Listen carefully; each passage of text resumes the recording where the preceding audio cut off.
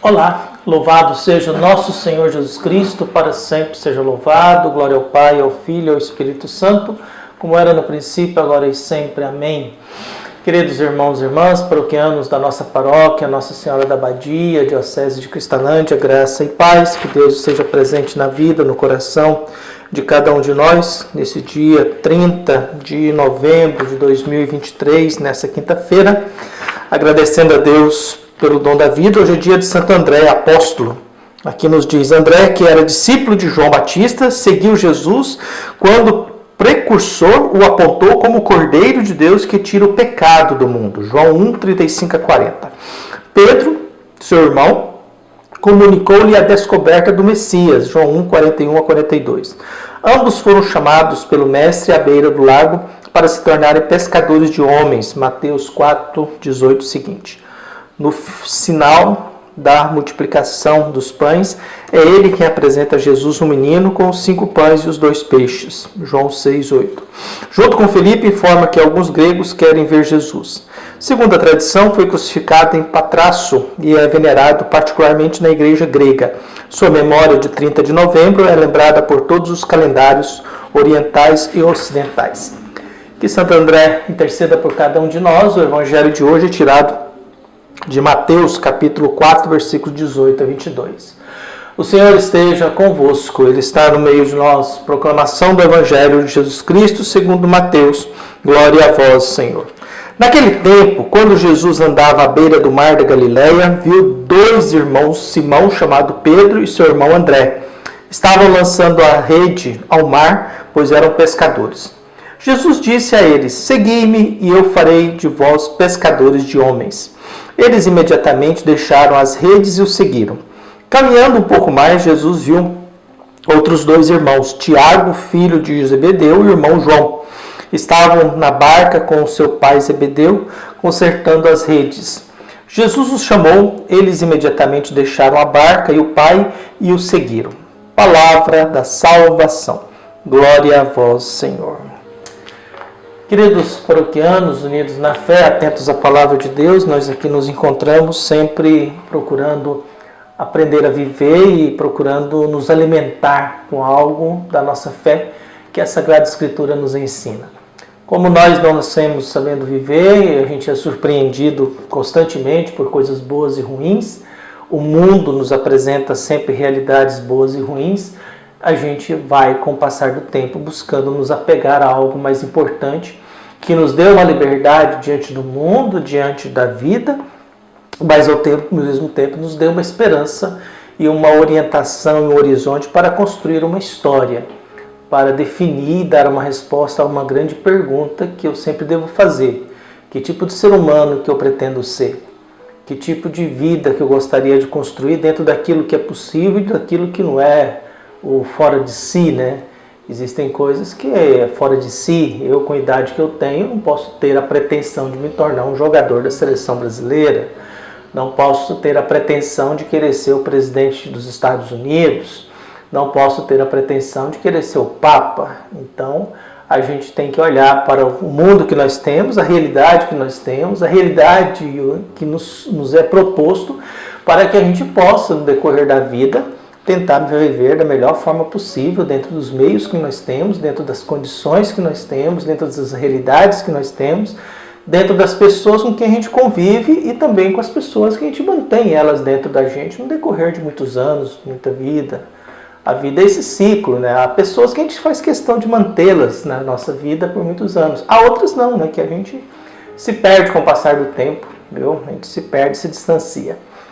O fato que hoje nós celebramos o Santo André, André quer dizer o humano, o viril, por isso está falando de alguém masculino, que tem essa força e ao mesmo tempo os nomes da Bíblia são muito ligados àquilo que a pessoa é, à sua identidade, à sua missão.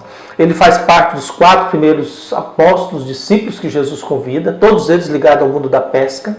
Depois o 5º é Mateus, Mateus é chamado sozinho, mas os 4 primeiros são chamados em dupla, são irmãos, cada um com a sua tarefa, a sua missão, mas são homens de trabalho braçal, são homens de atividade de pesca, conhecedores do mar, conhecedores de peixe, conhecedores desse mundo da pesca. E Jesus nos propõe: venha que eu os farei ser pescadores de homens. O movimento é muito interessante, porque o chamado deles, segundo Mateus, é um movimento que eles fazem uma coisa que aos olhos é uma coisa meio absurda. Encontrar Jesus, escutar uma frase, largar tudo e o seguir. Vocês serão pescadores de homens. Por que o ser humano é capaz de fazer isso? Porque aquilo que ele está fazendo não basta. E ele precisa mais. A gente vive querendo mais, né? Eu vivi em muitos lugares em que eram grandes, mas eu não tinha nada para fazer. Eu vivi num local que eu chegava a ficar 4 dias dentro do meu quarto porque não tinha nada para fazer, eu não gostava de sair de casa, não tinha nada. Então a gente se sente meio inútil e às vezes a vida nos cobra isso. Não inutilidade para a gente viver um tarefeiro, uma vida funcional, mas já que a gente está nesse mundo, tem essa função, escolheu essa vocação, Deus nos colocou diante de um povo, a gente tem o mínimo da obrigação de oferecer algo. O mínimo da obrigação, dever moral, ético e humanitário de tentar transmitir alguma coisa para as pessoas. Não alimentando alienação, não alimentando essa religiosidade milagreira que não faz milagre nenhum, porque o Brasil continua atrapalhado, a política continua, mesmo com bancadas evangélicas todos desgonçados, as redes sociais são tudo uma bagunça. Não é verdade que nós, por termos muita religiosidade nos meios de comunicação, nós nos tornamos seres humanos mais amadurecidos, mais conscientes, mais inteligentes, menos dependentes de falsas notícias e tantas outras realidades que às vezes nos alimenta e a gente acaba se tornando seres humanos desinformados, violentos, agressivos e, acima de tudo, sem consciência plena daquilo, do mundo em que nós vivemos. Mas, dito isso, nós voltamos ao Evangelho. Esses homens, por mais que tenham a sua vida resolvida, sua família, seus pais, seu patrimônio, seus empregados, eles parece que desejam algo a mais. Parece que desejam algo a mais. E Jesus o propõe: vocês não querem pescar homens? É estranha a expressão, porque você pesca para matar e comer, né? Então, mas é uma expressão de, talvez, a expressão de pescar homens para o mundo de Deus. Pescar seres humanos que estão perdidos, até porque o mar é um mistério, e eu gosto muito de ver o mar. Faço questão das minhas férias sempre ficar 1 dia, 2 dias, 3 dias diante do mar, porque há, segundo Freud, dentro de nós um sentimento oceânico, porque ali é um mistério gigantesco, é um mundo que você não tem a mínima ideia do que tem lá dentro, você não tem a mínima ideia daquilo, você consegue ir no máximo 2 metros, 3 metros dentro dele, depois tem que voltar, senão ele te engole, e ao mesmo tempo é um mundo fascinante. O fato é que esses homens desse mundo do mar, Jesus propõe para que eles tenham uma vida em que pegue homens e mulheres, pesque e entregue a Deus. Essa atitude é a atitude missionária, a atitude apostólica, é a atitude de quem resolveu colocar-se no mundo de Deus para tentar fazer o bem, para tentar construir uma história, para tentar não ser um nada e um ninguém nesse mundo, mas tentar viver da melhor forma possível, já que a vida é frágil, a gente se cansa com muita facilidade, a gente perde a amizade com muita facilidade, a gente se ofende com muita facilidade, a gente se entristece com muita facilidade, mas também a gente se alegra com muita gente boa que aparece que você nem esperava nada.